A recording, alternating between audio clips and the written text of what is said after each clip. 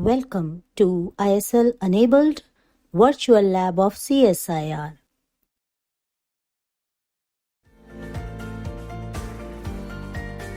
Just after the flowers have finished flowering, the flowers and stems are cut.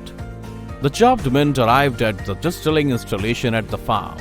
The mint stays in the container during the distillation process. Steam is circulated throughout the container with mint material during almost 3 to 4 hours, depending on crop conditions. The steam extracts the oil from the mint. The steam is collected and cooled down to water and oil, separating the oil from water.